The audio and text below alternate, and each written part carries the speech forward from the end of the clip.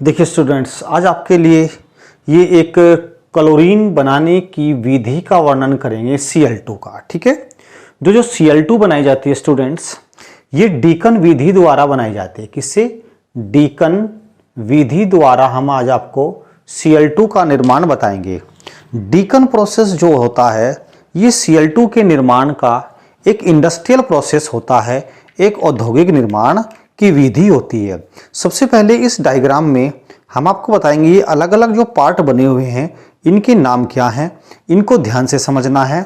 और एग्जाम में ये डीकन प्रोसेस आपके यहाँ 5 नंबर का क्वेश्चन आता है और अक्सर संभावना बनी रहती है हर 2 या 3 साल छोड़ के डीकन प्रोसेस जरूर आता है। इसको हम ध्यान से समझेंगे। जो सबसे पहला टावर है इस पूरे डायग्राम में, जो सबसे पहला टावर है, इसको बोलते हैं हम उत्प्रेरक कक्ष। इसको बोलेंगे हम उत्प्रेरक कक्ष, यानी कह सकते हैं कैटालिटिक चैम्बर। जो दूसरा है इसको कहते हैं शीतलक। शीतलक यानी कि इसको हम कूलर कहते हैं, जिसमें हम गैस को ठंडा करेंगे। जो तीसरा कक्ष होता है इसको हम धावन टावर कहते हैं। धावन टावर यानी कि धावन कक्ष भी कह सकते हैं। इसको हम वॉशिंग टावर बोलते हैं, इंग्लिश में वॉशिंग टावर। इसमें गैस को हम वॉश करेंगे। और जो लास्ट वाला चैम्बर है इसको हम ड्राई कक्ष कहते हैं, यानी कि शुष्क टावर कहते हैं। शुष्क टावर यानी कि ड्राई चैम्बर बोलते हैं इसको हम, ड्राई चैम्बर। Dry chamber. अब देखते हैं स्टूडेंट्स, ये इसमें क्लोरीन का निर्माण कैसे होता है। देखिए, सबसे पहले उत्प्रेरक कक्ष है। इस उत्प्रेरक कक्ष में ये जो रखे हुए हैं उत्प्रेरक कक्ष में, ये झावा पत्थर हैं। झावा पत्थर क्या होते हैं कि पत्थरों को क्यूप्रिक क्लोराइड उत्प्रेरक की सहायता से डिस्चार्ज किया जाता है। उन पत्थरों को झावा बना दिया जाता है, उनको कमजोर कर दिया जाता है कि जिससे कि उन पत्थरों में छोटे छोटे छिद्र उत्पन्न हो जाएं, तो उनको बोलते हैं झावा पत्थर।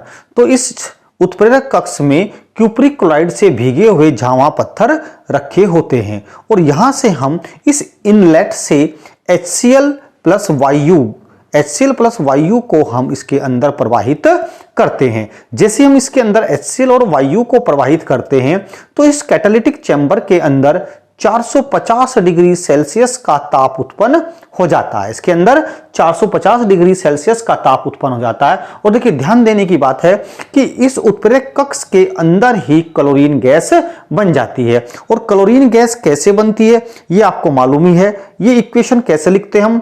4HCl प्लस O2, क्योंकि हमने इस उत्प्रेरक कक्ष में HCl और O2 के मिश्रण को प्रवाहित किया और इसमें उत्प्रेरक कौन था? Cupric chloride CuCl2। इसमें हमने उत्प्रेरक लिया स्टूडेंट्स CuCl2 और टेम्परेचर उत्पन्न कर दिया हमने 450 डिग्री सेल्सियस। तो ये रिएक्शन करने के बाद दोनों HCl और O2 बनाते हैं Cl2 गैस, यानी कि ट्वाइस Cl2 गैस बनती है प्लस वाटर निकल जाता है ट्वाइस H2O। तो ये क्लोरीन बन गई। तो ध्यान देने वाली बात है कि इस प्रोसेस में क्लोरीन कैटालिटिक चैम्बर में ही बन जाती है।